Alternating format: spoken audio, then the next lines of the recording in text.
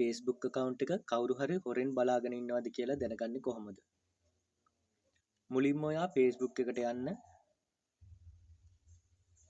දැන් ඔයා උඩ දකුණු කෙළවරේ තියෙන ඉරිතුන ටච් කරන්න. දැන් window එකේ පහළට යන්න. setting and privacy කියලා තියෙනවා. එතන ටච් කරන්න. දැන් setting යන්න. මෙතන තියෙනවා account center කියලා. ඒක උඩ ටච් කරන්න. දැන් password and security කියන තැන ටච් කරන්න.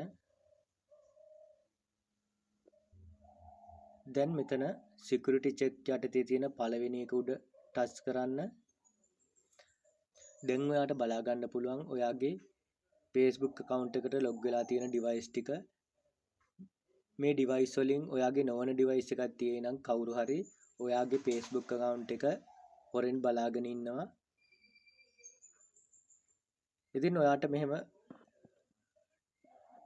ඒ device එක උඩ ටච් කරලා බලා ගන්න පුළුවන් එයාලා log වෙලා තියෙන්නේ කීයටද, time එක, දවස, මේ හැමදේම ඔයාට බලා ගන්න පුළුවන්. ඔයාට ඔයාගේ නොවන device එක Facebook එකෙන් log out කරන්න උවමනා නම් ඔයා මුලින්ම ඒ device එක උඩ ටච් කරන්න. දැන් මෙතන පහලින් තියෙනවා device select device and log out කියලා. ඒක උඩ ටච් කරාට පස්සේ ඔයාට පුළුවන් ඒ device ටික ඔයාගේ Facebook account එකෙන් අයින් කරන්න. නමුත් ඔයා දැනගන්න ඕනේ එයාලගේ අතේ password එක තියෙන නිසා තමයි ඔයාගේ account එකට log වෙලා තියෙන්නේ. ඒ නිසා ඔයා මෙතන select device to log out දුන්න ගමන් ඔයාගේ Facebook එකේ password එක change කරන්න අනිවාර්යෙන්. නැත්නම් එයාලට පුළුවන් එයාලගේ password එක තියෙන නිසා නැවත log වෙන්න.